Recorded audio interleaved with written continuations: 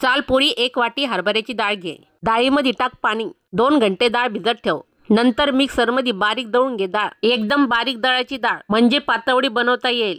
त्यासाठी चाल आता हिरव्या मिरच्या, लसूण, जिरं, मीठ घे मिक्सरमध्ये बारीक दळून। गॅसवर भगोणं ठेव। भगोण्यामध्ये तेल टाक। तेलामध्ये टाक हिरवं वाटण, हळद टाक, गरगर फिरवून वत पाणी। पाण्याला येऊ दे उकळा। 1 वाटी हरभऱ्याची डाळ घेतली होती म्हणून 2 वाट्या पाणी टाकलं आहे। जेव्हा पाणी गदगद उकळेल तेव्हाच बारीक केलेली डाळ टाकायची। कमी गॅस करून चांगलं गदगद कडू द्यायचं सर्व, म्हणजे पातवडीचं सारण तयार होईल।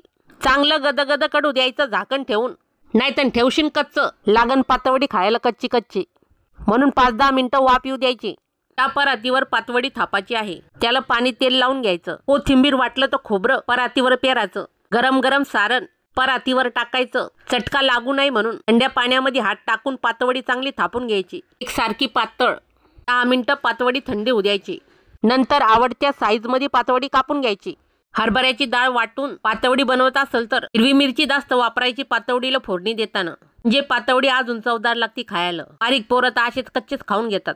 चला आता पातवडीचा रस्सा बनवू। त्यासाठी तो खोबरं चांगलं खरपूस भाजून घ्यायचं, म्हणजे रस्सा पण चांगला खरपूस बनतो। नंतर 1 मोठा साईजचा कांदा कापून घ्यायचा आणि तो चांगला खरपूस भाजायचा। नंतर हिच्यामध्ये 1 मूठ धने घ्यायचे, ते पण खरपूसच भाजायचे। जे पण मसाल्यामध्ये घेणार ते खरपूसच भाजायचं। पहिले तर ध्यानात ठेव, मसाल्यातच कोथिंबीर, टमाटर, अद्रक, लसूण भाजून घ्यायचा। सर्व भाजणं झालं की मसाला चांगला पाट्यावर दन वाटून घ्यायचा। चाल आता फोडणी करू। टाक कढईमध्ये तेल, वाटलेलं वाटण होऊ दे खमंग। मग टाक हळद, घाटी मसाला, चवीनुसार मीठ घे। गर फिरून तोपर्यंत सुटत नाही खमंग सुगंध। मसाला चांगला परतला, त्या भगोण्यामध्ये पातवडी बनवली होती त्याचं खरडण पाण्यामध्ये भिजून टाकायचं, म्हणजे रस्सा अजून चवदार बनतो। तेव्हा रश्याला येईल उकळी, पातवडी सोडून द्यायची। पुन्हा रस्सा गदगद कडू द्यायचा 5 मिनिटं। वरून कोथिंबीर टाकायची।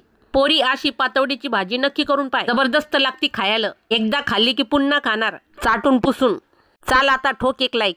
बनली पातवड्याची भाजी, घ्या वरपून।